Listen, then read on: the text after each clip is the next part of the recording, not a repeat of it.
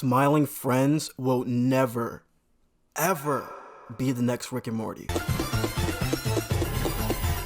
Zach Hadel and Michael Cusack, they're YouTubers. They make animations and do Let's Plays. They also stream together and just draw characters on Photoshop. In April of 2020, they drew 2 characters and then told the people who was watching, their fans, that these characters are real people in a real show that they made. And it's gonna be on Adult Swim in 15 minutes, and it's called... Michael, you want to say the freaking name of this epic little... I don't want to say the name.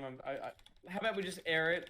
I wasn't there for it. I don't know how many people watched the stream, but I do know that premiere got 300 people watching. Somebody already made a video on why Smiling Friends is good and comparing it to Rick and Morty, so I'm not gonna make that same argument. But I will argue this: Smiling Friends will never, ever be the next Rick and Morty. I think we can all agree that Rick and Morty was the best thing to ever happen to Adult Swim since Boondocks. In between those years of Boondocks premiering in like 2005 and Rick and Morty premiering in like 2013 was all of the weirdest, dumbest, grossest shows imaginable. Like Dan Harmon has a story circle that he uses to make Rick and Morty episodes. He likes structure and things to just make sense. What Dan Harmon and Justin Roiland did is made a living, breathing, real, livable world. And in that world included memorable characters that interacted and reacted to said world. Smiling Friends is not that yet. I would say that 40% of Smiling Friends is nice structure and story and living world and shit, and the other is a bunch of bullshit. Let's look at the first episode as an example and try to fit it into Dan Harmon's story circle. Pim and Charlie are watching TV. They're just chilling. They need to go help this woman's son smile because it's their job. They're the Smiling Friends. The kid ends up being a mid-20s loser who's on the brink of killing himself, and his situation literally seems impossible to fix. But at least Pim still tries to help him. And here's where things get messy. Nothing works for Desmond to get him to smile, and then he meets the B plot, which is like something about cheese and rats or something, and then Desmond shoots one of them and realizes that he likes this. He smiles. Boom. Problem solved. But how does that fit into numbers 5 and 6? Mr. Frog ate a guy, so he got canceled and fired off his show. Pim and Charlie needs to help him. They try getting him off drugs, book signings, etc., but it does not work.